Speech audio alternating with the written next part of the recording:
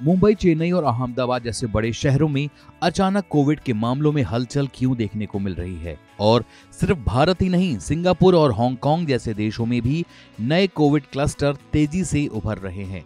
तो सवाल उठता है कि क्या ये महज मौसमी ट्रेंड है या फिर वायरस ने एक नई चाल चली है। आज के इस वीडियो में हम जानेंगे कि इस नए वेरिएंट के लक्षण, किस एज ग्रुप को कितना खतरा है, और इसीलिए इस वीडियो को अंत तक जरूर देखिएगा कि कहीं आपसे कोई जरूरी इंफॉर्मेशन छूट ना जाए। भारत में ही मई महीने में मुंबई ने अकेले 95 कोविड के केस लॉगिन किए हैं, जबकि पूरे महाराष्ट्र में जनवरी से लेकर के अब तक 106 केस रिपोर्ट हुए थे। यानी अकेले मई महीने में ही 90% केस सामने आए हैं और इनमें से कई पेशेंट्स को हॉस्पिटल में एडमिट करना पड़ा है।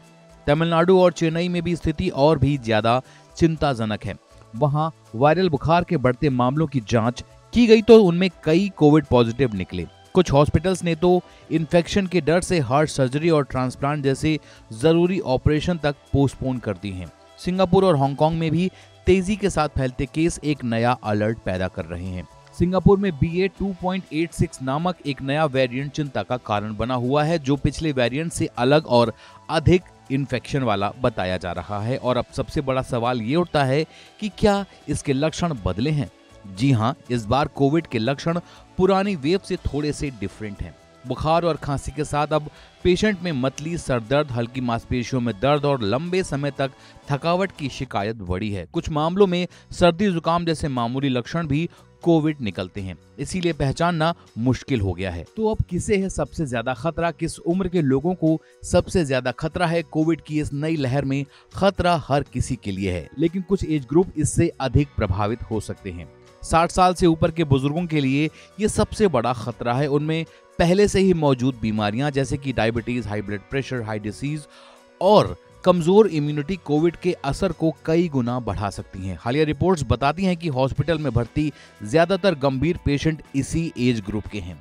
40 से 50 साल की उम्र के लोग ये वर्किंग प्रोफेशनलों का ऑफिस ग्रुप होता है, जो ट्रैवल और सोशल इंटरेक्शन से लगातार एक्टिव रहते हैं। इस कारण से इन्फेक्शन का खतरा ज्यादा होता है, खासकर उन्हें बूस्टर डोज नहीं मिला हो या फिर पहले से ही वो कोविड का सामना कर चुके हों। 18 to 44 एज के युवा, हालांकि इनकी इम्यूनिटी पहले से बेहतर होती है, लेकिन लॉन्ग कोविड यानी कि लंबे समय तक चलने वाले लक्षण इस आयु वर्ग में ज्यादा देखे जा रहे हैं। थकावट, ब्रेन फॉग या फिर मेंटल हेल्थ प्रॉब्लम जैसे डिप्रेशन और एंजाइटी इस उम्र में तेजी के साथ उभर रहे हैं।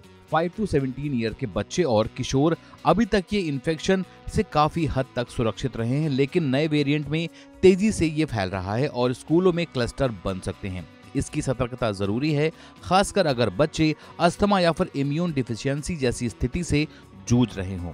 5 साल से छोटे बच्चे और प्रेग्नेंट महिलाएं, इन पर विशेष ध्यान देने की जरूरत है। छोटे बच्चों का इम्यून सिस्टम पूरी तरह से एक्टिव नहीं होता है और प्रेग्नेंट महिलाओं की इम्यूनिटी नेचुरल रूप से वीक होती है। इनमें कोविड सामान्य से अधिक जोखिम भरा हो सकता है, इसीलिए हर उम्र वर्ग के लिए सतर्क रहना बेहद जरूरी है। जिनकी उम्र 45 साल से ऊपर है या फिर पहले से कोई बीमारी है, उन्हें खास सावधानी बरतनी चाहिए। अब सवाल ये उठता है कि क्या इस नए वेरिएंट से हमें डरना चाहिए? बिल्कुल नहीं, डरने की जरूरत नहीं, लेकिन सतर्क रहने की जरूरत है। मास्क, सैनिटाइजर और वैक्सीनेशन ये आज भी उतने ही जरूरी हैं जितना पहले थे।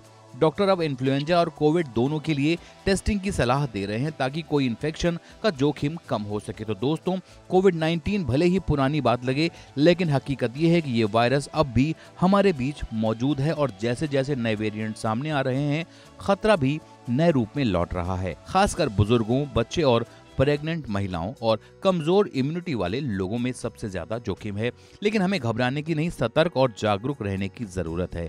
अपनी और अपनों की सुरक्षा अब तक हमारी जिम्मेदारी है और ये जिम्मेदारी सिर्फ मास्क या वैक्सीन तक सीमित नहीं है, बल्कि हमारी मेंटल और फिजिकल हेल्थ को बैलेंस करने में भी आपकी समझदारी है। आज की जानकारी आपको कैसी लगी हमें कमेंट सेक्शन में जरूर बताएं और वीडियो को लाइक शेयर करना बिल्कुल ना भूलें। और हाँ, चैनल को सब्सक्राइब कर लें ताकि आपकी और आपके अपनों से जुड़ी सेहत की हर जानकारी आप तक सबसे पहले पहुंचे, क्योंकि हम रखते हैं आपकी सेहत का ख्याल। धन्यवाद।